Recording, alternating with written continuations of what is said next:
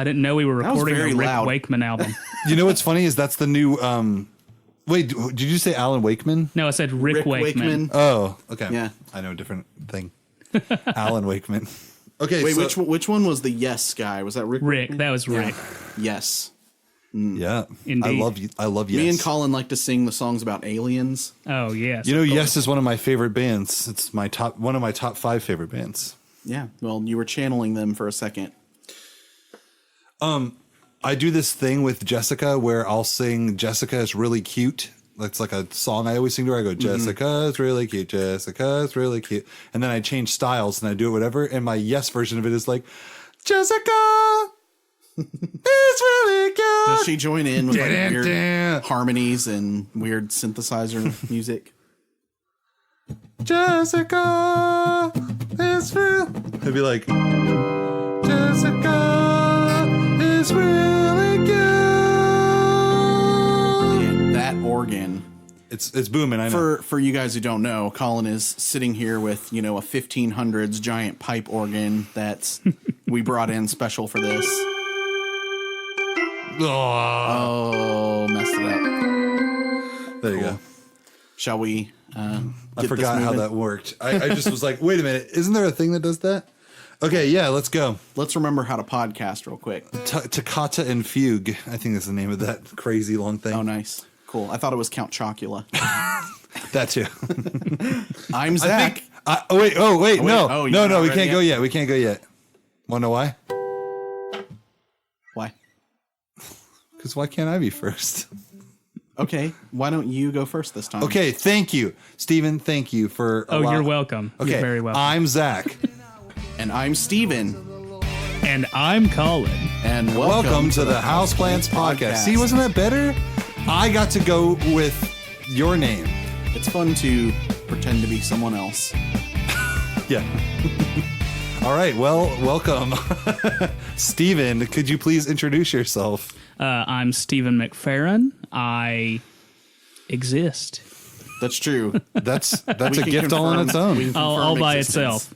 Yes. All by itself. Cool. All right. So we're going to talk. We are the Houseplants Podcast, and we like to talk about music, media, and the mission of Jesus. There you go. Oh, he's done his homework. He's a fast learner. Yeah. So, yeah, we're going to talk about all kinds of fun stuff. And today... Wait, is that copyright? Maybe it is. I have no idea. It's Final Fantasy. It's fair use. Probably. Yeah. We are talking about a lot of fair use and probably royalty-free movies. Oh, my goodness. Hopefully. Not royalty-free. They are not royalty-free. No, and if they were made before 1923, we could definitely do an expose on the Journey to the Moon movie. Okay. From like the 1890s. That would be good. Please let us do that. Or can we just include a copy of Journey to the Moon on our Patreon that people have to pay to watch? or Birth of a Nation and maybe one or two others. I don't want to touch the Christian implications of Birth of a Nation. Oh my Lord, that would be very that could be a whole cringy episode in and of itself. We did if you guys haven't guessed already, we are talking about movies, and we're going to talk about some classics this time.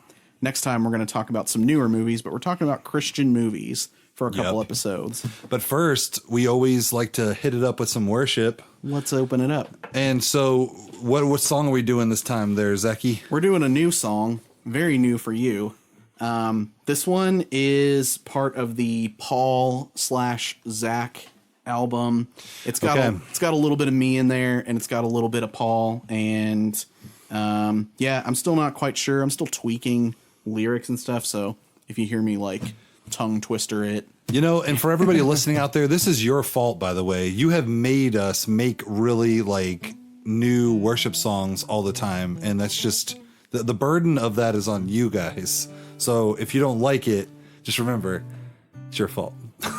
No, it's not. It's been super fun. It's not been really playing funny. anything new, contemporary, or copyrighted for almost an entire year now. 10 I'm months. just kidding. It's been like the fact that you guys have enjoyed it, give us feedback, and also it's been a good push for us to create cool stuff for the Lord and the community. Just for context, you are talking about Paul McCartney, right? Yes. Or is it Paul Newman? Paul McCartney, who died in like the 60s. I don't know who this new guy is. It's about Pope John Paul II. Yeah, I don't know who that guy from like Abbey Road or any of that, Sergeant Pepper's is. I don't know who that guy is. Nice. All right. Cool. You ready? Yeah. Enough shenanigans. Let's worship. Let's do it. See if you can count how many movie references are in this. Okay, I'll try. I'm just a Cameron goaded into stealing a car. Just a lonely farm boy looking at a binary star. Didn't see it coming, but I'm swept up in a destiny. Now that my life no longer belongs to me.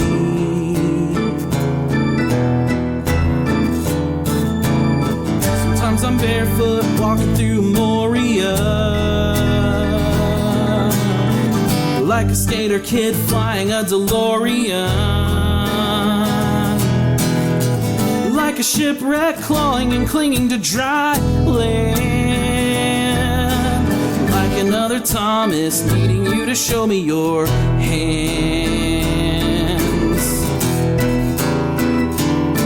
Well, you see more that I was made for. You see more that I was made for. Suburban boy, dispatched and deployed. Tell me what's in store, because I'm yours.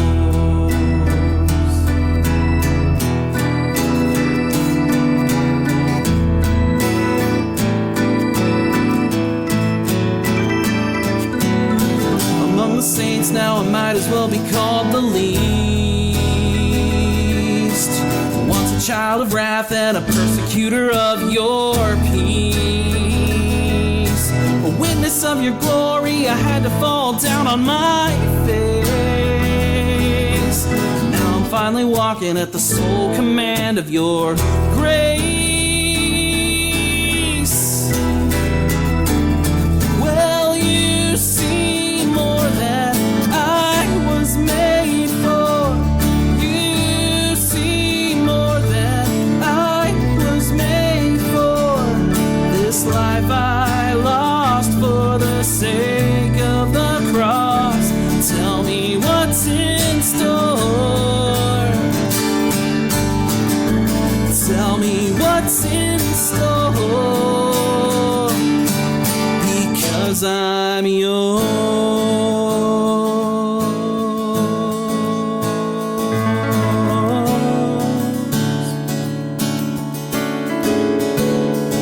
I'm yours.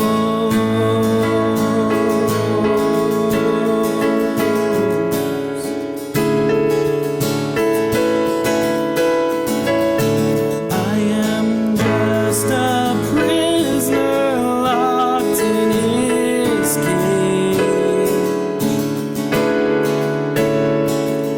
Splintered wood and derelict in these waves.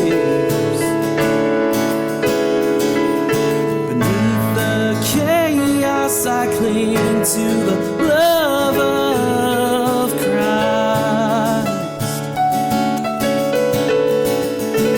Ever with me a hope that raises us to life.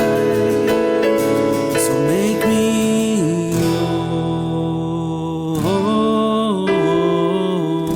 yours. I am yours.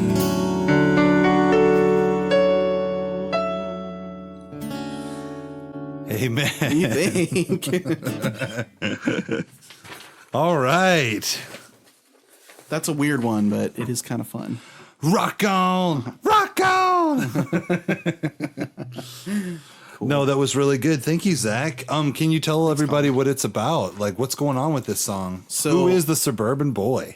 The suburban boy is a normal person who lived a life of just regular old selfishness, maybe even like knowingly or unknowingly like hurt people with, the way he lived his life.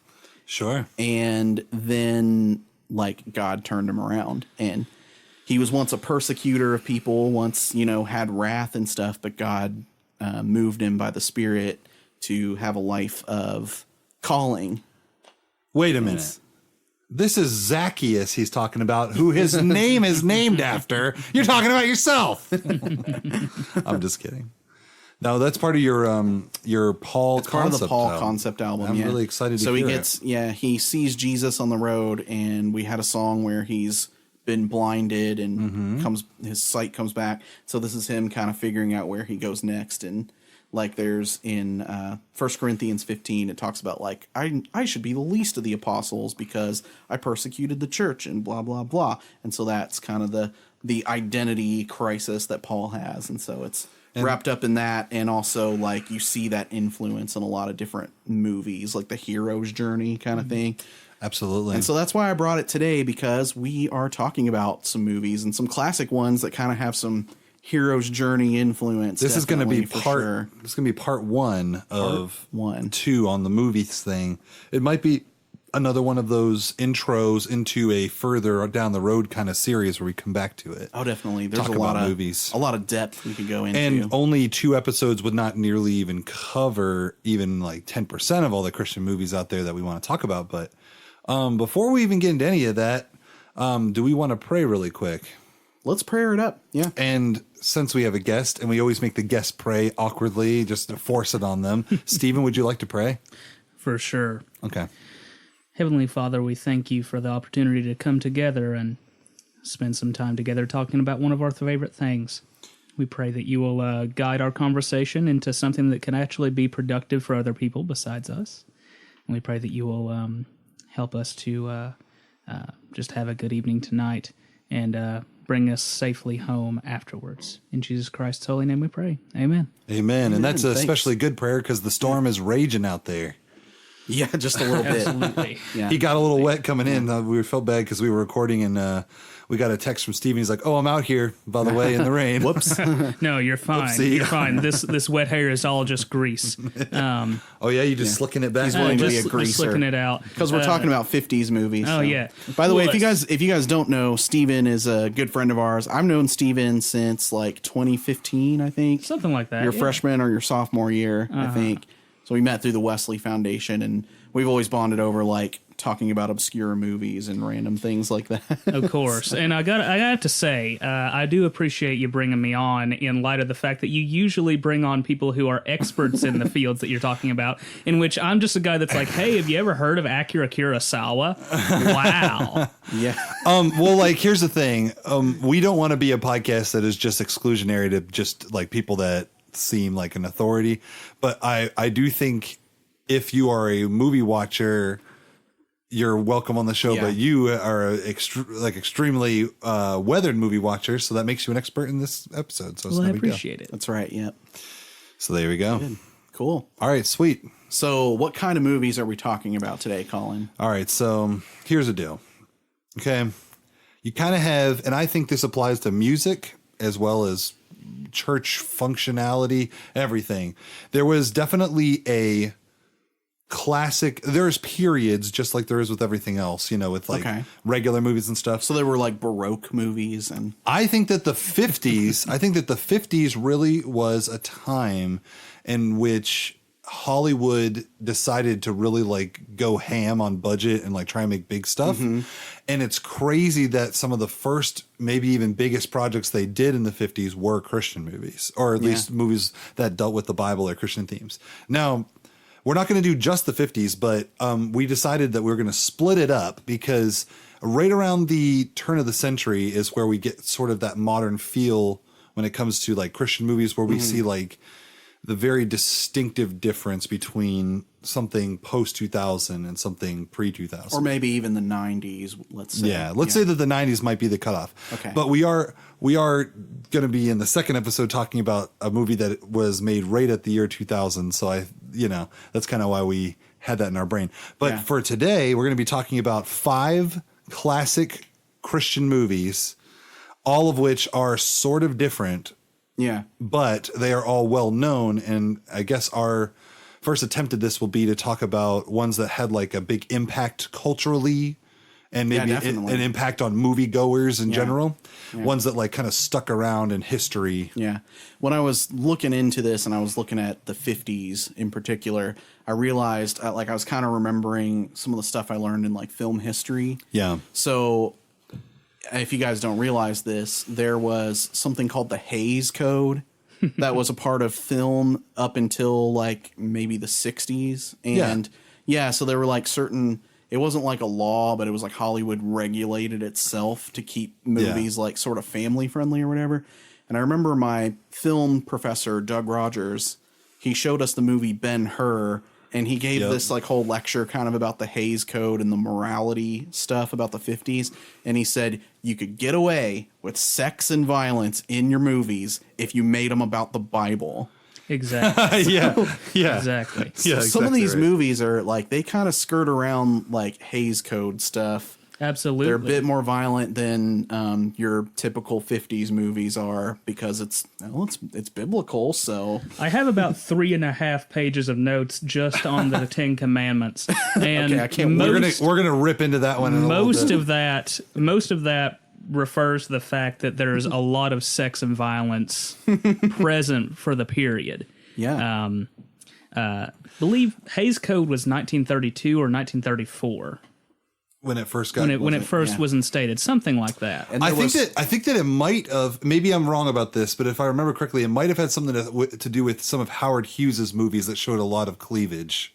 Certainly. Do you guys remember that? Yeah. Maybe. And he's like, look at this film here. This film has a lot of cleavage and nobody's getting mad at them. But you're over here getting mad at me for a 2-second boob shot. They also really, really did not want communists around. No, absolutely. Yeah. Well, of course, I mean, that's the blacklist period. And we're still in that period when we get into some of these movies. But you'll notice, especially in Ben-Hur and Ten Commandments, there's a lot of the blacklisted actors in these movies. Oh, really? So they're trying to get around the whole acting, blacklist so that they can be in these biblical movies. That's so interesting. I will say another thing too, and maybe we should just jump right into our first one, but I will say, just as an overview for all 5 of these, just remember to think about like what we ask of the viewers to go and check these out. And it's just we're trying to be the discussion starter, but we want you guys to go and just kind of research, watch these movies, see if you can kind of get the gist of the time period. See what you think about it. Yeah.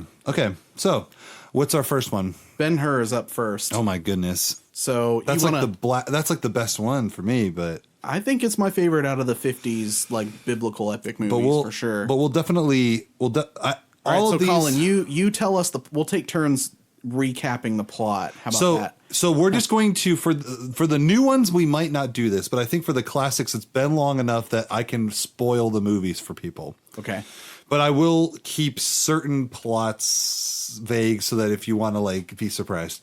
But I'll say this: Ben-Hur is a story of a wealthy Jewish guy who Charlton Heston, right? Charlton Heston plays this guy Ben-Hur, and you'll notice that in the 50s, a lot of Christian movies from the 50s, they just throw Charlton Heston in there. Eventually, he's like, a good actor. So I think he's the epic actor. I think he is a very good actor, and I think, like I said, I think it's kind of cool that they were like, let's make the most epic movie possible for the 50s, and it's Christian.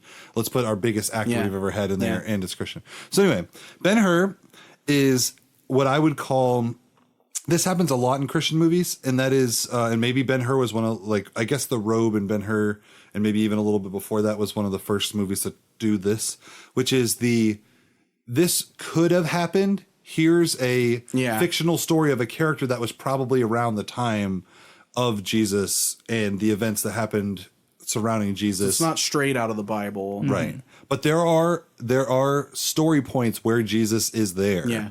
And I believe those to be very significant moments in the movie. But I'll just say, summary wise, it's just a movie about a wealthy Jewish guy. He not only owns property in Jerusalem, but he has some like slave, like not servants, I guess you would say, but they are servants that are more his friends, but he is well respected in the community.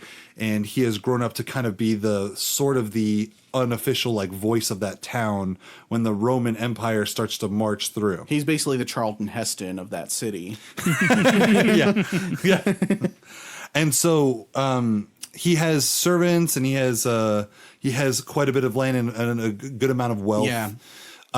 And his childhood friend just happens to be coming up as the new. I want to say he's either a governor or he is the leader of that area. Yeah. They're going to put him in charge of that area, and there is dissent. Yeah. And people that don't want Rome's rule, especially since it seems like they're doing it very forcefully without much of a say from anyone, and they're proclaiming that Caesar is God and all of this. So Ben-Hur is just like, I'm not like opposing you guys necessarily, but I also think that you're opposing us, and that's kind of not my thing, dog. And he goes and talks to his friend. Calls he's like, him out. Yeah. He's like, Masala, we've been friends since we were children.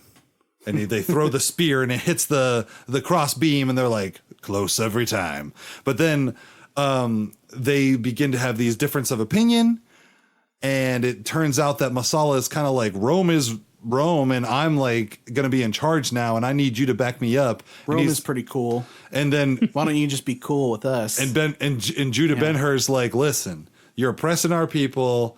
It's not cool. You used to be like my buddy. What's the deal here? And so they kind of like get angry at each other. There is a, sort of like an ugly break where they don't talk. And then an unfortunate thing happens where the Roman legions kind of marching through with the new, I don't know what the word is for a prefect or something. And as he's coming through, some slats fall off a roof that just happened to be Judah Ben-Hur's building while they're watching, falls on him, and it gives Masala the excuse to throw them all in jail and send Ben-Hur to the galley like ship as a slave. And so through all of that is like a huge moment of betrayal. And I would say that that's the big like kind of first the first conflict of the story. And then the rising action is his vow for revenge. And he says, I will not die a man tied to an oar. I will get revenge on Masala and all this stuff. And so the entire movie is this big, long revenge story of him trying to survive being enslaved.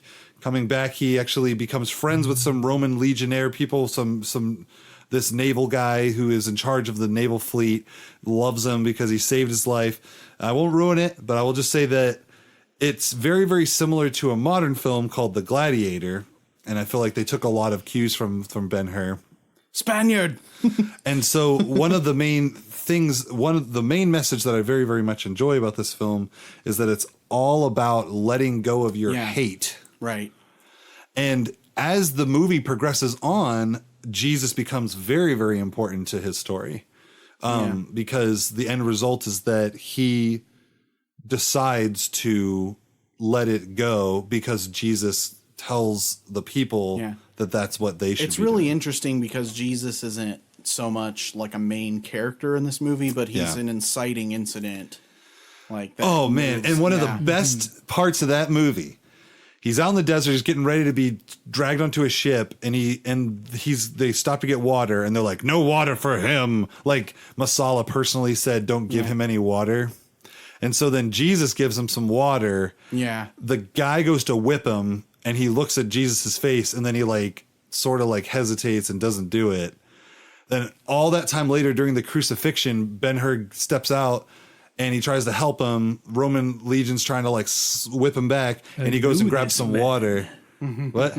I know this man. Yeah, he says, he's not a criminal. What is his crime? And he goes and gets him the water, and it's kind of one of those like fulfilled covenants between them, and it's so good. I would say that hands down for the 50s, it has one of the best musical scores. Yeah. It has some of the best acting and videography, whoever the DP was is very, very good. It invented pod racing.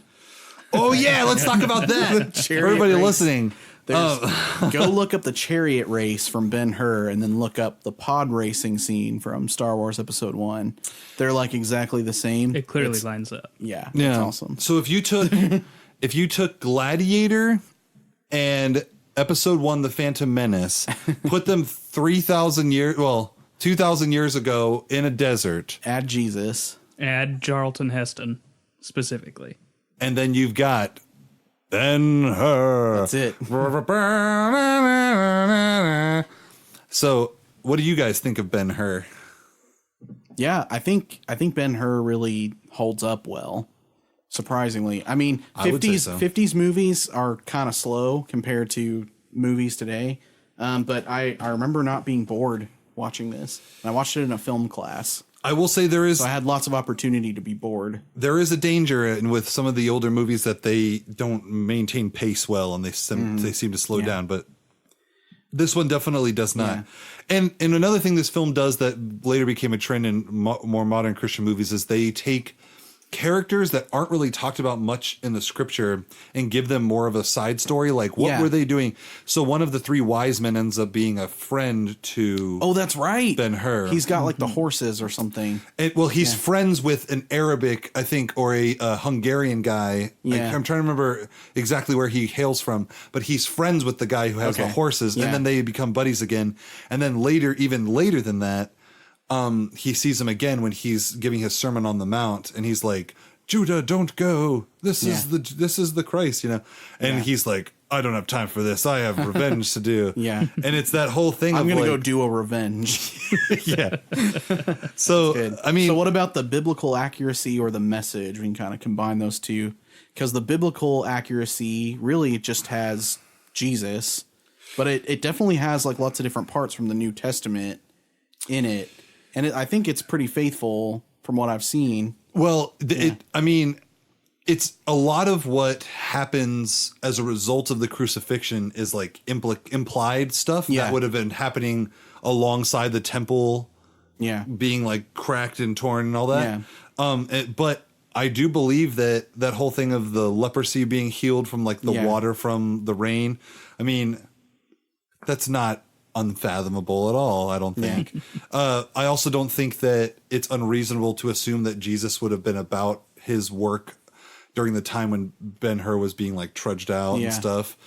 So all the times that Jesus is a part of it and all of the attitudes and historical stuff of what the Romans are doing at the time seems pretty solid. I mean, you could probably nitpick over like what the galley ships looked like or something. But as far as like biblically, I think that they can't travel over deep water tiles. No, the problem with those. Yeah, until they upgrade.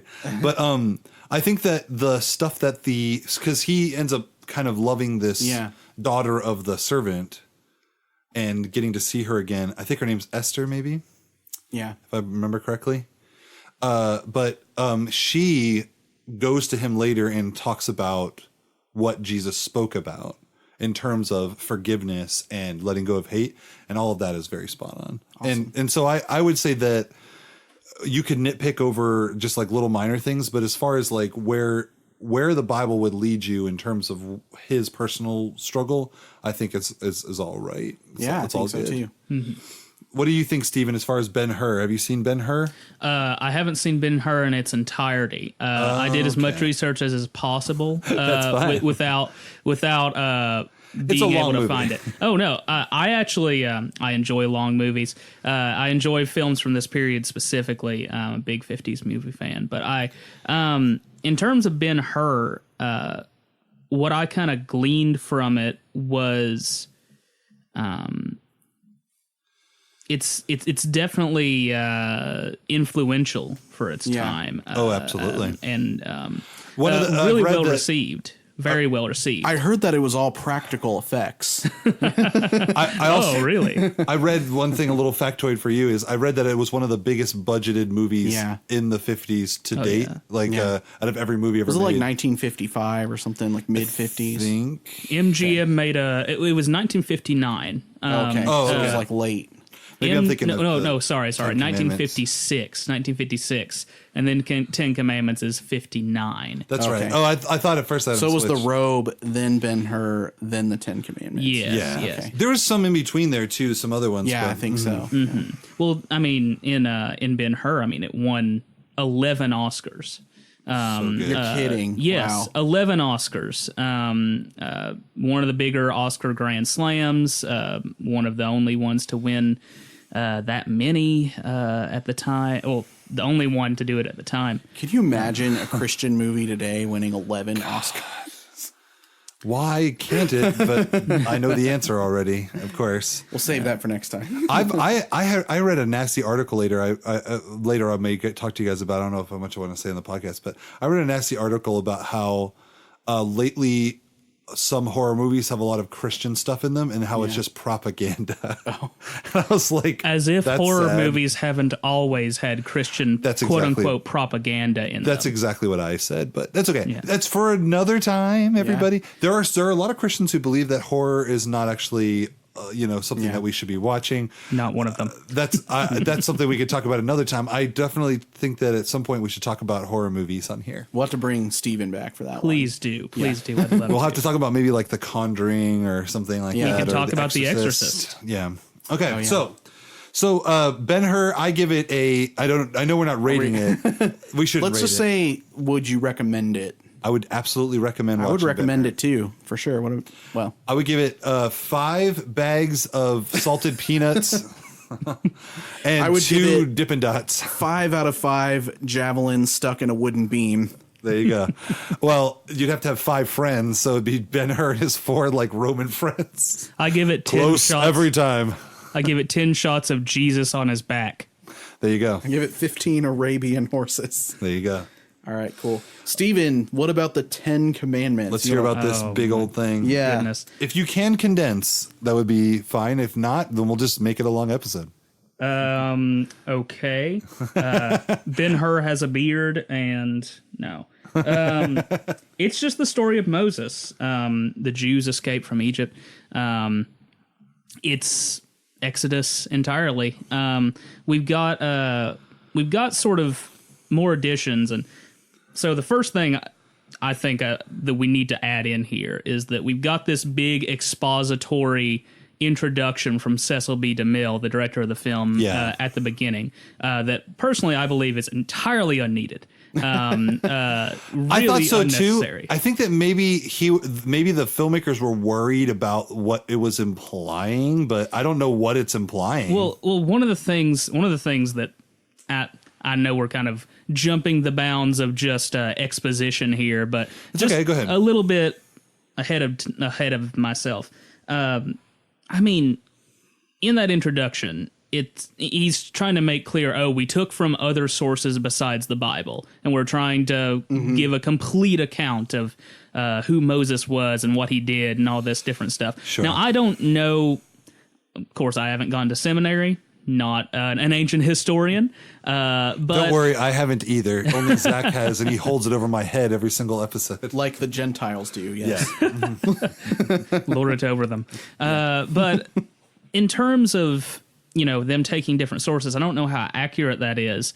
But I mean, clearly he wants to state that ahead of time, and so I understand why he'd want to state it. But it's stated in the opening credits. It's stated in, I think, theatrical trailers. Everybody would have known ahead of time.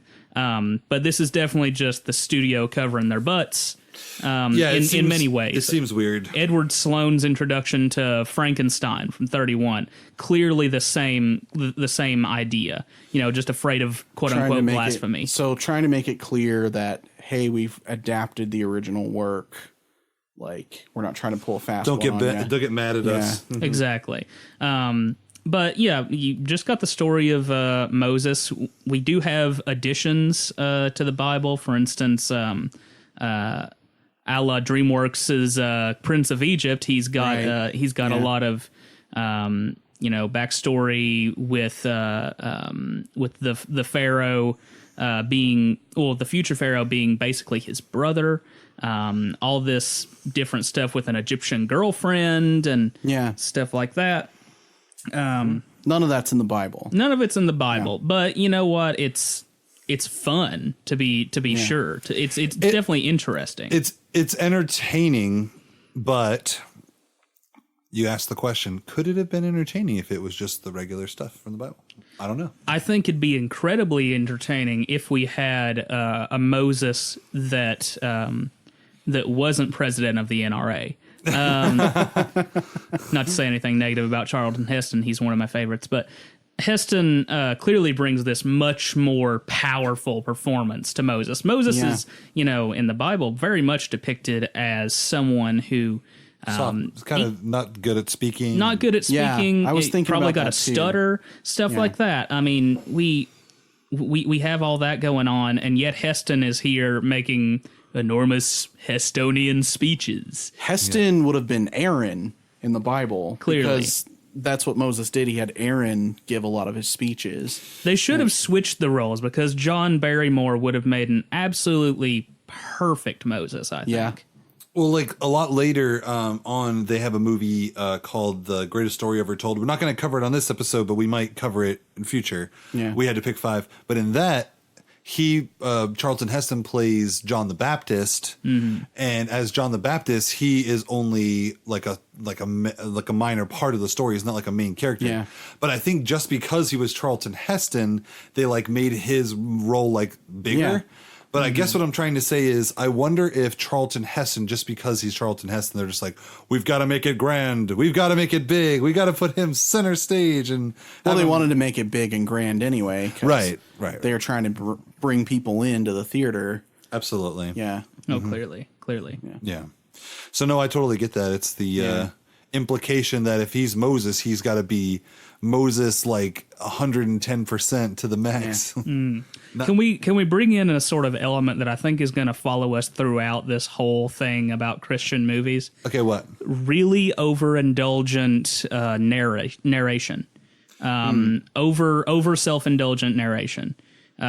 It's in everything that we've watched for this. I'm fairly certain. What are you talking about? Expand You mean when on there's that. like a narrator? Yeah, but unnecessary narration. Unnecessary. You're saying that in it my would be opinion. better if the acts were just played out and just received as they are. That's true. Well, what there we is see- narration in the Ten Commandments now that I'm remembering that. What we see on screen, I think is necessary for the exposition. I think the narration sort of cuts in. It's one of the things that makes this movie not hold up as well. I personally really loved it. I really liked the movie, but I do think there's some aspects of it that certainly don't hold up well. Yeah, that is interesting because today's audiences are like, show us, don't tell us.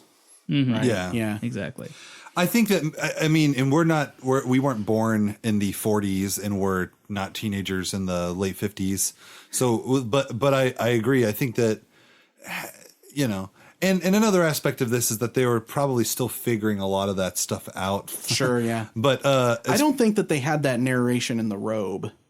I watched Right. that this morning, and I think you're probably right. Yeah, But as far as like how they present certain information in movies, like very, very much evolved as time went on. Yeah. Like this is a non-Christian movie, but like for example, The Graduate was one of the first movies to do this, like modern band does the whole like instead of like a symphony or any of that stuff. And then it made it like when you watch it today, it feels less like an old movie and more like a modern movie in a lot of ways.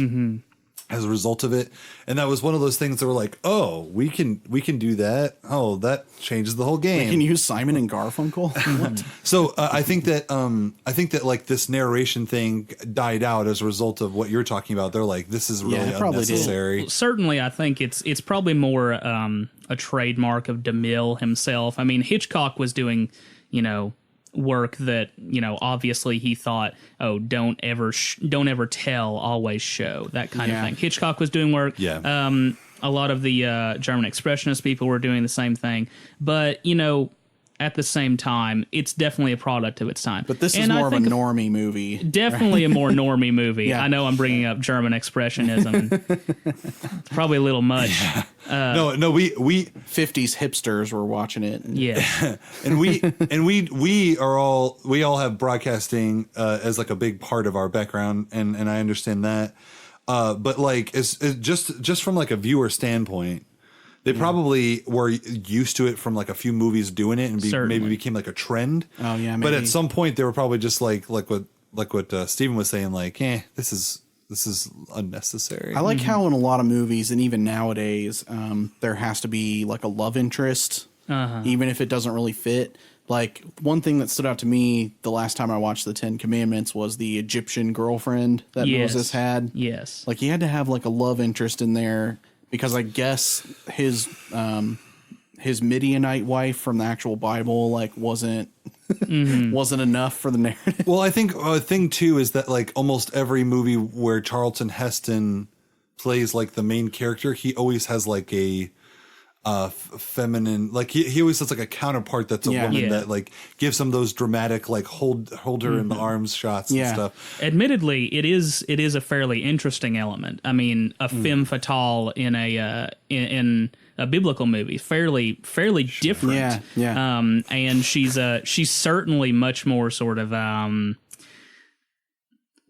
sleazy. She's sexy. Yeah. She's sexy. Yeah. There's a lot of sort of sexual overtones to everything. Every scene she's in. There's that scene because it's biblical. There's that scene where he goes out and works the fields like his people do, just to try it out.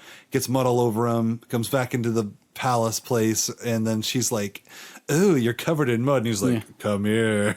And you're just like, "Oh, this is weird." There's some pretty cringy moments there. But I mean, I did find it interesting. I think she does give a fantastic performance. And DeMille's definitely doing something kind of different. It's definitely, like we were talking about, overstepping those Hays Code bounds. But I mean, at the same time, you do have. Can't remember her name. Lily Munster plays his actual wife. The one he meets when he goes out into the desert. Yeah. Whose name is totally different in this than the Bible, but whatever. Instead of it being Zipporah, it's Sephora.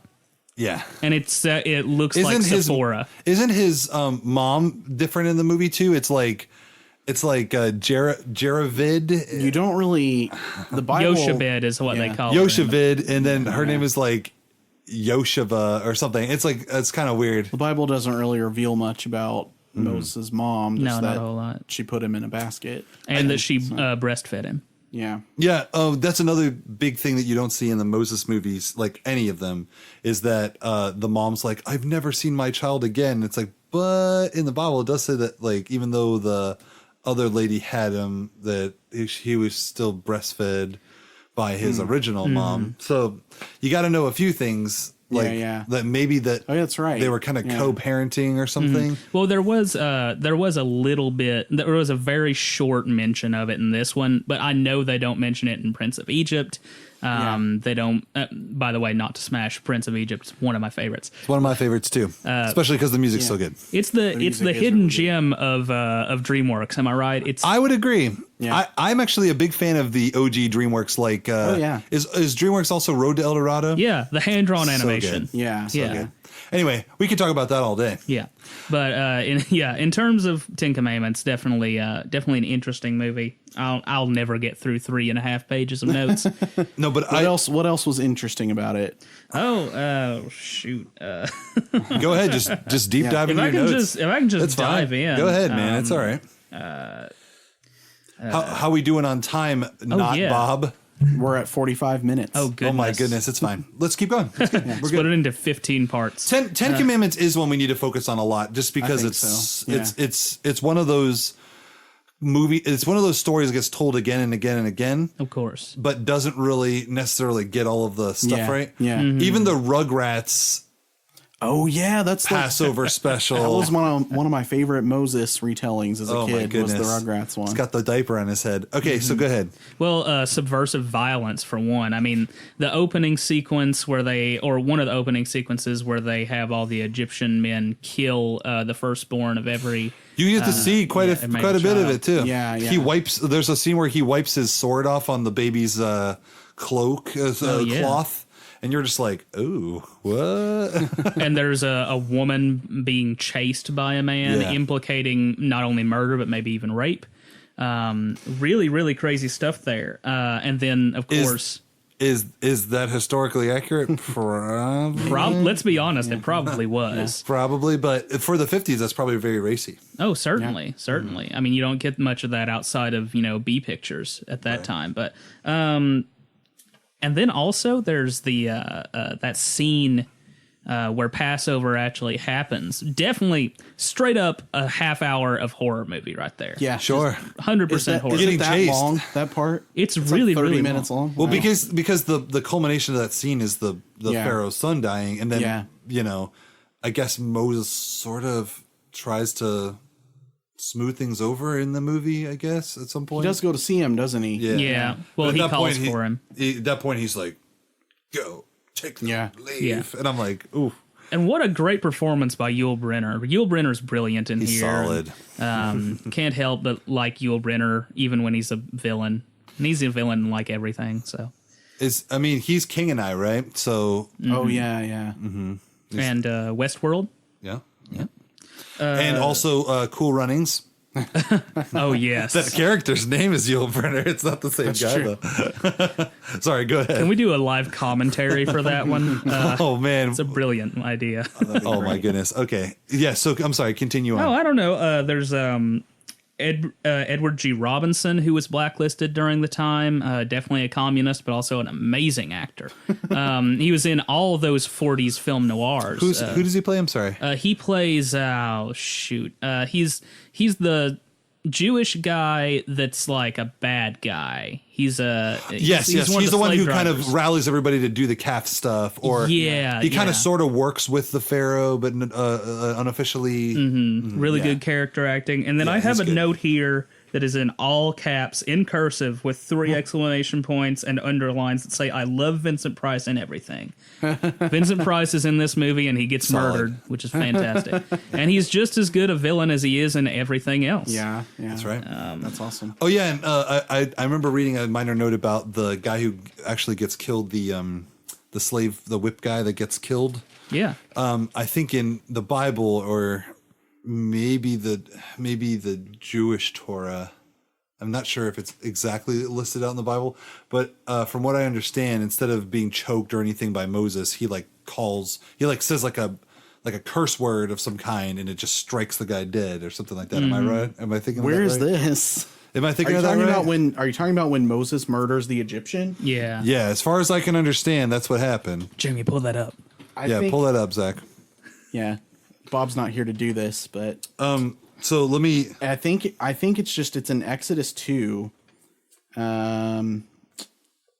Glancing this way and seeing no one, he killed the Egyptian and hid him in the sand. The next day, he saw 2 Hebrews fighting. He asked the one in the wrong, "Why are you hitting your fellow Hebrew?" So basically, it literally just says he killed him and hid him in the sand. It does not say how. Because I looked up, doesn't kill him and hide him in the sand. Are you thinking of like? No. I read this earlier today, but it was from like a Jewish website, so maybe they have some insider info I don't know about. Yeah, so there are Jewish interpretations of the Old Testament that are out there, but they're also very old. So. There could be some truth to some of it. Well, if it's not from the Bible, then I glanced at that on the way here, so I just saw that and was You're looking at a Jewish interpretation. Yeah, sorry about that. Sorry about that, listeners. I'm not saying Jewish belief is bad, but for the confines of this, okay. I want to bring up another thing specifically with like Heston and like the epic movies. Do you guys think that like whatever the Heston character is, and like Richard Burton in The Robe kind of counts for this too. He's basically a Charlton Heston.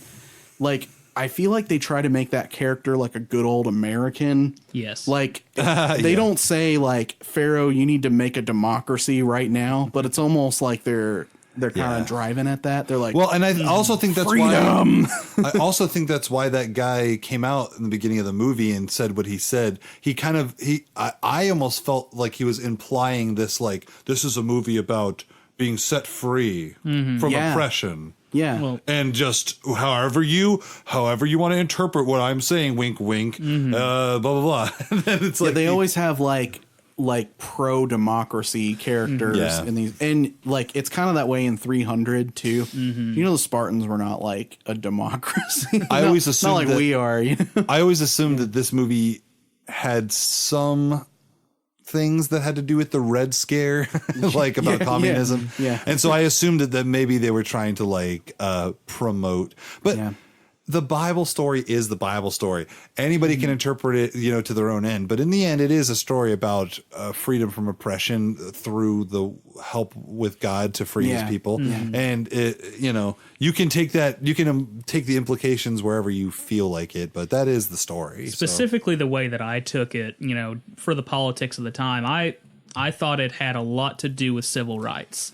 Sure. And I could be wrong because, you know, Cecil B. DeMille, noted incredibly conservative person, not to the point that we have today in terms of, you know, what is a conservative today, what is a conservative back then.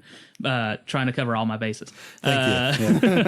And be as anti-political as possible. That's good. We don't like to. Anyway, go ahead. But in terms of DeMille, I mean, DeMille might not have meant this, but Heston certainly walked with Martin Luther King Jr. Heston was a big supporter of civil rights. Yeah. And of course, a lot of the stars had a lot of the power in Hollywood at the time. So we've got certainly, you know, Heston making these speeches that frankly could come right out of Martin Luther King Jr.'s mouth. A lot of the points of view with Pharaoh needing to free all these people for a specific point of for that point of view. I think it works most of all, but I don't know. It's that's what I got out of it. Okay, so we got to move on. We're running. We have 3 more to talk about. Would you guys recommend the 10 Commandments? Certainly, I would up. absolutely recommend Watch it every Easter because Easter happens to be Passover. For fundamentalists, for fundamentalist Christians who are very, very concerned about the legitimacy of all of this stuff, sometimes you just need to go into a movie and enjoy it and appreciate what you can. It's not super biblically accurate, but it's not necessally super contrarian either. All right, Zach. Next is Jesus Christ Superstar. Do you want to tag team that one? Yeah, I can. I mean, I can start us off. You go ahead. Start us off. You ready? Yeah.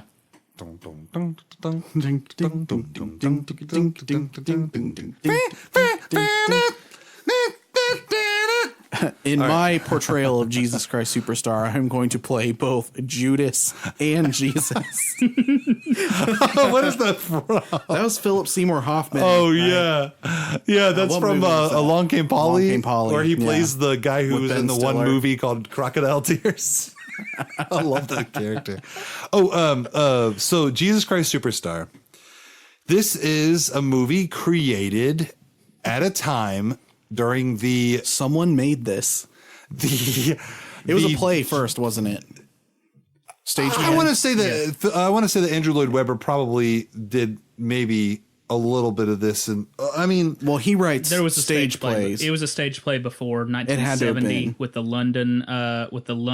Yeah, I was going to say when Andrew Lloyd Webber got involved, it was probably made into a musical. Then after, and it's based on that. Yeah, maybe more so than the stage play, and then his like interpretation of the stage play, because like, you know, every stage play has a actor version where there's no music, and then like a music version where there's music, and a lot of times they end up changing the story slightly. So I don't know. I mean, but I'm assuming that it's probably the same. And this movie is very groovy, to say the least. Right. So we're now in the 70s, 1970. Let me check before I can tell you guys. So one of the things that's going on at this time. Oh, and it's directed by Tim Rice. No, musical. Hold on a minute. Hold on. rock opera with music by Andrew Lloyd Webber and lyrics by Tim Rice. Okay. Now we got everything straight. And it was made, the music was debuted on Broadway in 1971, but the movie, oh my goodness, please. Yeah. The movie is 1973. That's what I thought it was. All right. So I want to make sure I got all the dates right, because so we're at the stage play, Broadway, movie. We're at, like, I guess the tail end of the hippie era. The Jesus revolution. So yeah, sometimes people talk about there was something called the Jesus movement. Yeah. That was like in the 70s, and it was kind of like it was hippies kind of like coming to Christianity. Mm-hmm. Yeah. My church comes out of that. Right. Yeah, Vineyard. That's right. JP USA and Vineyard and stuff like that. By the way, nothing that I say represents the point of view of the Richmond Vineyard or Joseph Wood. Oh my goodness. So here's what I guess I'll give you my little spiel. Like, I'll start us off. Then Zach, you haven't really done like a good like thing. I got the robe. You got the robe. Okay. So I'll just say that Jesus Christ Superstar, as far as I'll just say this going forward. Music wise, I like almost everything that Andrew Lloyd Webber has done, but it's because I am a huge like stage musical guy. I have been to Missouri and seen the Sight and Sound Theater musicals. They're amazing. And I think that Andrew Lloyd Webber, who is world renowned for being so good at writing music like this, for him to do a Christian story is also an honor. Just kind of like how in the 50s they had such a big movie for the 10 Commandments and for Ben-Hur. But I will say this. Clearly, there is some stuff going on as far as the biblical accuracy. Yeah. Now, that was a problem for fundamentalist and conservative traditionalist at the time, but not so much a problem for the people who wanted to believe in the love and groovy hippie aspect of Jesus. Yeah. And so here's what happens is that as that movie gets older and the new generation comes along, we get to interpret unbiasedly. Yeah. So I would say that me seeing it without any real like bias at the time, I would say that it is an interesting portrayal of the story. Yeah. From the point of view sort of Judas more so than the overarching story. Yeah. Because Judas, they portray a little more of his thing. They did. You definitely get to hear Judas's thought process, and I do find that sort of interesting. I guess my problem is I'm not a huge fan of the hippie Jesus. Yeah. I really feel like they took him right out of like a band like The Who and just stuck him on the screen. Yeah. Well, it makes him, I think it makes him seem like he's very unintentional. Like there's a lot of the things Jesus is doing in this movie is he's like figuring it out, man. And he's just like running around and like, he's like, oh, I'm going to die. I guess you're just going to kill me then, huh? And like, you know, I think the Bible portrays a very different Jesus, very intentional. Like I have a purpose and a mission here. Well, like, so in a lot of ways it was the 70s interpretation of Jesus. Yeah. And so that comes with a lot of baggage from their belief in culture about love and harmony. And I think that one of the things this movie may do well, maybe better than other portrayals, is that it gives a lot of depth to each of the apostles in a lot of ways. It gives depth to Judas and Peter and to Mary Magdalene. Whether or not that depth is legit, it kind of helps. Yeah, the love story is a little problematic. Yeah, it is. My wife has a big problem with that. She had to sing the song. Right. So, yeah, I don't know how to love him. But what I'm saying is, as opposed to where we don't, you know, I guess it was the director's choice to say, let's give them more depth. Yeah. And whether or not that's right or wrong, it does make the characters more interesting, objectively. Yeah. But the Peter we know from Acts, the Mary Magdalene we know that was at the tomb, you know, and all that stuff that made those characters who they really were is a little bit lost. as a result. Yeah. And another big thing I know that audiences had an issue with was the fact that Judas was seen more in a sympathetic light, I guess. Yeah. It seemed like he kind of didn't know what was happening. He had all this doubt. He couldn't reconcile it. And then when he realized that he was a dummy, he hung himself. And then later he's like with Jesus when Jesus is crucified, I guess, and singing to him about how he should have had a plan. And so I think that in a lot of ways, what they've done is taken some liberties with the personalities. Now, like I said, it seems like more of a creative idea. Yeah. But definitely one of those things where you think like, maybe you shouldn't have. Yeah. I have a lot of problems with the portrayal. I do like the music though. You gotta get locked into that groove. And and the style of dress and like the dancing. It was and very stuff. creative, I would say. But again, it's. I love the guy who played King Herod, though. My father, who just passed away, my father played King Herod in the high school musical version that he was in, and there was a picture of him, and he had like the fro hair thing, like he had like a curly kind of like the thing that the Herod has in the movie. Yeah, he had that down pat, and he could sing. And so, that's why we knew about it when I was so young. I think it's tough also for us to grasp like the cultural impact of it. Like I think it was everywhere for a little while. Yeah. And so this is a good movie example of a thing that we still do quite a bit today, which is trying to reach the world by altering the gospel. Yeah. And so that's a dangerous road to head down. Now, again, it's tough to completely knock it, though, because of its impact today. When you think of what's the Christian musical, you think of Jesus Christ Superstar. I haven't really heard of a lot of other Christian musicals that I would say that are like huge, except for maybe Joseph and the Amazing Technicolor Dreamcoat. Oh, yeah. Which I know is some people have weird things to say about that one as well. So I haven't seen that one, actually. But, and for everybody listening, this one's going to go on long. I think it's just a lot to say, so we can't just condense it. We can make this one episode into a two-parter, but we're just going to have some a little bit extra long episodes. So, okay, what did you guys think? Jesus Christ Superstar. Amazing music, fairly well shot, but not the best portrayal. Not the best portrayal. Yeah. Would you say it's more or less blasphemous than the Ten Commandments? I'd say the Ten Commandments is more accurate to the Bible. Right. It also has issues. I think that Jesus Christ Superstar is getting into the territory of it's a different gospel.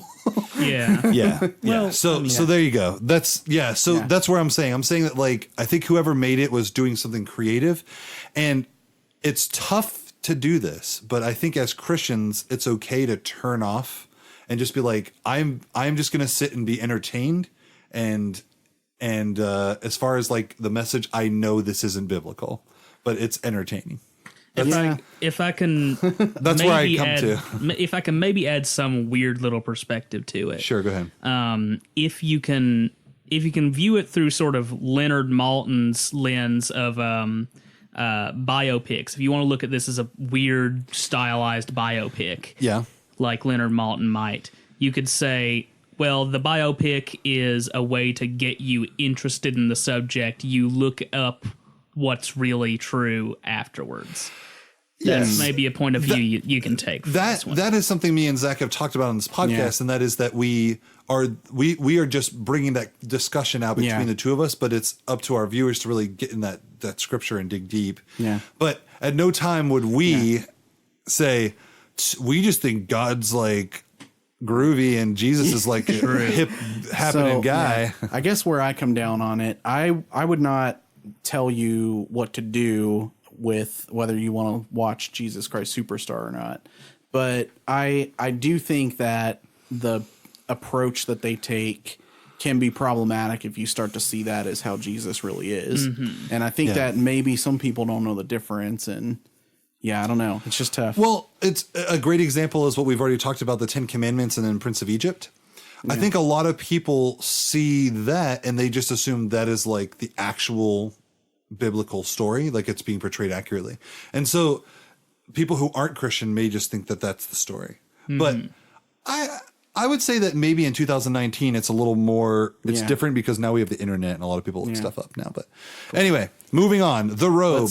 So you. Do we recommend it to anybody to watch? I recommend the album. How about that? There you go. Recommend that album. It's pretty good. Okay, good idea. So you want to kind of like rapid fire the last two? No. Let's just do it, man. It's fine. Okay, we got this. The Robe is a story of a Roman tribune, Roman soldier. Okay. His name is Marcellus, and it's played by Richard Burton, who we already talked about. He basically fills in the role of Charlton Heston if you don't have a Charlton Heston. Yep. He was this guy. He was working for Rome. He was a soldier. He got on the emperor's bad side, and he got sent to Jerusalem right when Jesus is in his ministry. So he had to take part over the crucifixion. Didn't really know what was happening, but he had this Greek servant named Demetrius. And Demetrius saw Jesus and was like, I have to follow this guy. There's like something about him. Yeah. So like recognized Jesus somehow. And Marcellus was in the betting match, which gets mentioned in the Gospels, where they cast lots over Jesus' clothing. So he wins Jesus's robe. And there's this really funny, like, overacting because, like, when he tries to put the robe on, the robe, like, smothers him and, like, kind of tries to choke him. Oh, it's too much. He's like, oh. But his Demetrius guy can carry the robe without it bothering him because he's a Christian at this point. So it depicts this inner struggle in Richard Burton's character, and eventually he converts to Christianity, and that's kind of the main thrust of the movie. So, also, interestingly, it was so the Robe was 1953. It's a few years before Ben-Hur and 10 Commandments. So it was the first kind of in that series. Is it 53? I thought it was 51. 53, I think, is what I looked at. Okay. Either way, it's the first one out of those three. Yeah, that's fine. And it was the first movie filmed in CinemaScope. Yes. Which is like a widescreen technique. Yeah. Solid. So what I've heard about this was that, like, people at the time were not coming to the theater because television was taking off. Yeah. So they needed, like, gimmicks. So if you watch this movie, it's, like, very interesting how it's cinematic, and yet they hadn't, like, figured out how to do creative shots. Yeah. So they have a lot of dead space in the background and stuff? No, the backgrounds are full. They built really elaborate sets. They just don't have, like, hardly any close-ups. Oh, I see. They wanted to show those sets off. Gotcha. Yeah, it's very epic, sweeping matte paintings kind of thing. So what do you, I mean, I actually haven't watched this movie, but I've read a lot about it, and it seemed to be a very impactful movie. I thought it was, overall, was pretty good, especially for the time. I thought it was really slow in a lot of places, especially the second half. Sure. And I thought it was interesting because some of the comments on, like, IMDb from modern people say that Richard Burton's, like, conversion aspect wasn't very believable. I thought that was interesting because that's what a lot of people say about modern Christian movies. So maybe that's kind of where some of that started. And it's kind of like Ben-Hur. It's like a parallel story. Yeah. So I thought it was really interesting how it incorporated the crucifixion. But I don't remember it, like, mentioning the resurrection very much, which is another thing about Jesus Christ Superstar. I know, right? Yeah, they don't really. But yeah, I think it's kind of a message about like the kingdom and, like, converting to follow Jesus instead of the kings of the world. Sure. So Marcellus has to go back and he has to face the emperor, and, like, the emperor tries to get the robe, but he can't. He ends up giving it to Peter the fisherman. Oh wow, really? Yeah. Okay. Yeah. So it was one of those, again, where they took characters that were lesser well known and kind of expanded on what could have been. Yeah. I was telling you before about this other movie called the movie called Risen, which I very much like. That's Have you seen that, right? Stephen? Yeah, I've seen bits and pieces, but I really loved what I've seen. Jessica's parents had it playing out in where they live at, and we just happened to be there for it. I think it was maybe Easter they were playing it. Man, it's very similar to what you've described with the robe, except that the robe isn't the focus. It's the tribune guy that handles the robe, that guy. Yeah. So the guy that is being portrayed in the robe is what he's in charge of the crucifixion. He's at odds with everything, and you know, he talks to Pontius Pilate and all that stuff. Yeah. So yeah. So no, what did you? Pontius Pilate just keeps washing his hands. It's hilarious. They're in the movie. Yeah, they're like, "Sir, you've already washed your hands." It's like, "Oh, really? I need to wash my hands." Oh no! Is this like Wonder Show saying that weird clip? We won't talk about that. Oh man, that's weird. There's a weird show called Wonder Chosen, and if you're brave enough to check it out, it's actually not very Christian or anything. Don't watch it. All right. So yeah, I would say Burton, even though he kind of overreacted to things, that was just kind of the 50s MO. So sure. I think he did a really good job. I thought that his conversion, I thought it was pretty accurate for a movie from the time period. Yeah. So I didn't have any problem with the depiction of inner struggle. It is kind of a chore to sit through. Is it boring? Just a little bit. Yeah. I would say it's a little more boring than Ben-Hur or the Ten Commandments. Does it have any things we could say are inaccuracies, or is it just kind of like a It's fiction? tough to say. I think I think who he talks to is Caligula, and during this time the Roman emperor would have been Tiberius. But it's Caligula, they say he's some kind of right-hand man to the emperor, and I don't know how accurate that was. Super effeminate too, right? Really effeminate. I didn't see the full film. I'm actually going to go ahead and put my full hand out here. I've only seen the 10 Commandments out of all these. That's okay. That's okay. But each of us had taken we said, we're going to watch this, you watch this, and then we'll just kind of cross-reference. Certainly. But in terms of the Robe, incredibly effeminate emperor. and he was so evil. It was like a Tim Curry character. He's speaking like this through the whole film. Yeah, it was a high-pitched voice can be more evil than low if you do it right. I don't know. That could have been how Caligula really was. I think more often than not, he's portrayed as more menacing. So it was interesting to see him as a very effeminate, very evil, mustache twirling kind of character. But did you like it? I did like it overall. Would you recommend it? I would recommend it to anyone who wants to watch all 5 of these movies. You're only recommending it to me. Okay, so yeah, I know we're pushing time, so I'll talk about The Mission because that's one I think I've primarily seen. Steven, have you seen The Mission? I have not seen The Mission. Okay, neither. This is the one where I have not researched at all. Here's only the one. Here's the You're thing. covering this one for us. So. This one's an 80s movie, and since we made the cutoff the 90s, this will be the most recent classic. Yeah.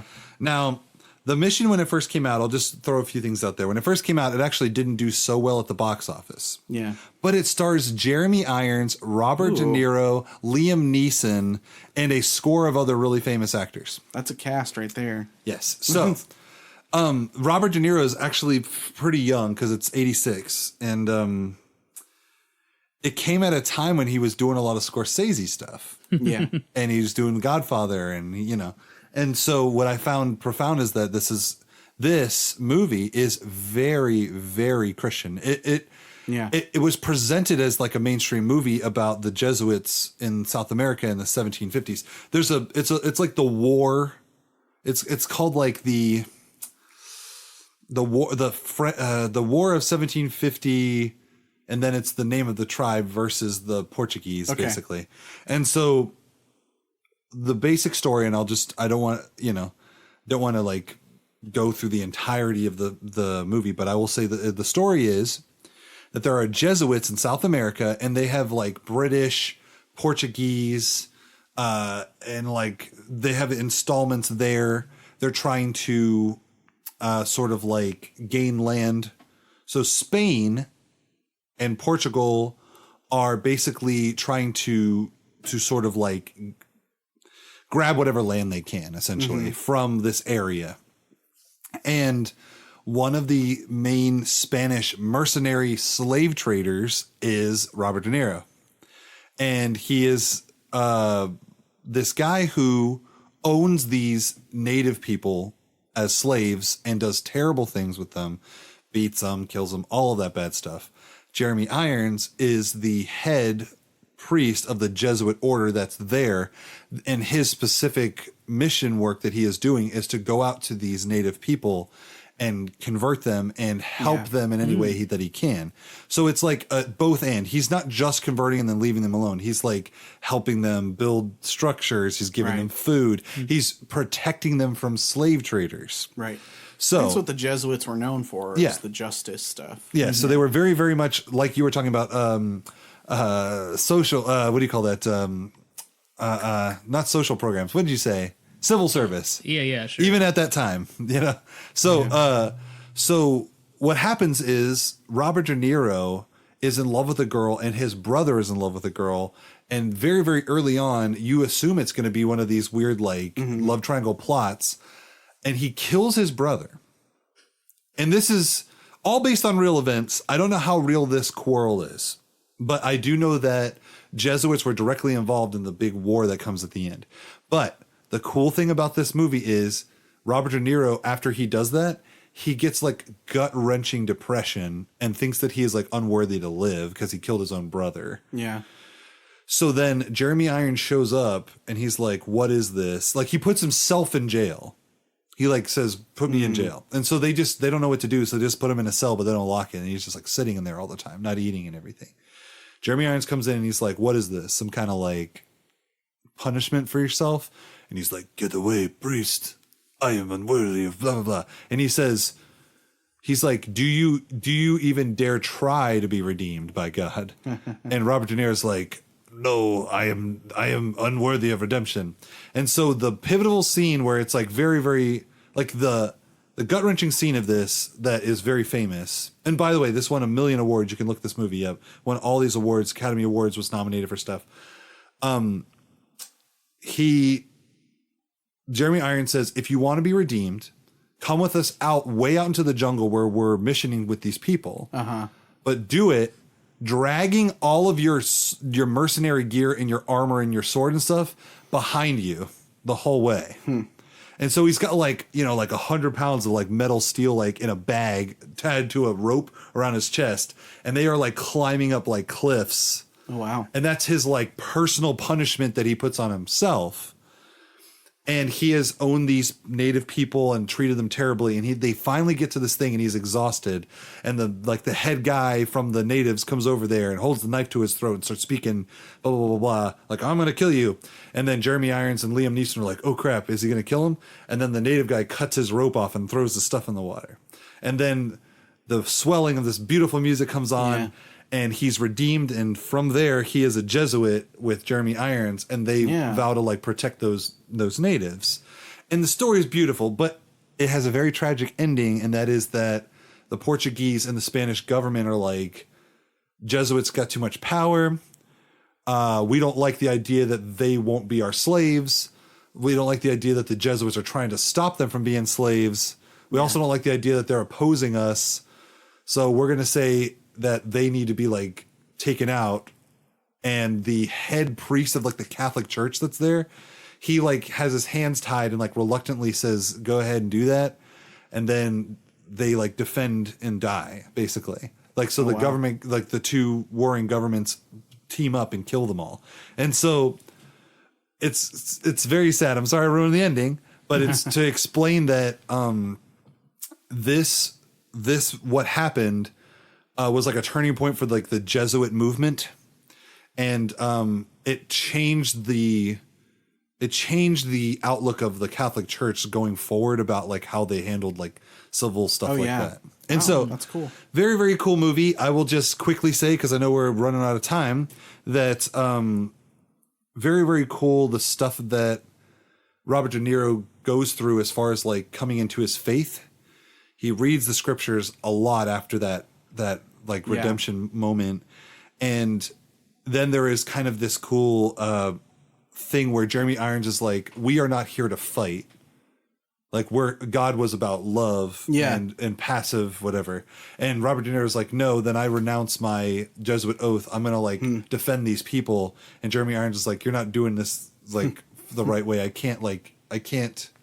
So it deals with a lot of things. Like, can you violently defend people for God, or is that bad? Or is being an orderly church better than doing like mission work? And, you know, there's a lot of things that really look deep at the church. So if you want to check out an amazing movie, I would recommend The Mission. Nice, man. Yeah, I really want to see it now. Yeah, It's good. It's better than I thought it was, because I saw little clips from like church and just assumed it was just like a certain type of movie. Yeah. But it's actually very epic. The sad thing is that it didn't do so good in the box office, but it was like It won awards, right? Won a bunch of awards. So it almost makes me feel like it was one of those like award bait movies, because there's a lot of those out there. And I would be sad if that was true, but it is actually very, very good. Okay. So there's our 5. Yeah, awesome. It took us a long time. Yeah. One of the things I'm noticing about this, and we'll talk about this in the next episode, but Yeah. are any of these movies made just for Christians and not anybody else? No. They I were don't all think just so. made for everybody, weren't they? Right. Yeah. That's the problem. We'll get into this discussion. In I'm the sure. newer ones, we're going to get into that. Yeah. Yeah. So keep that in mind. Thanks again for listening to us today. Check us out on Patreon, on Spotify, on Apple Podcasts. All those things. Get on All Facebook those and hang out things. with us on All there. those things. Get on All Twitter, that stuff. and where I don't know how much stuff happens on Twitter. Give us a shout out. We've not done a lot on Twitter, but you guys haven't done a lot on Twitter, so You we're guys just on not the there. gram. The burden is on you all to complain and say Jesus Christ Superstar is blasphemy on Twitter. Just blow us up. Or yeah, just blast me, Zach, for if I don't like it enough for you. But seriously, check us out. Thanks for all your support and thanks for downloading. thank you, Stephen, for being here, and we will catch you all next time. Peace.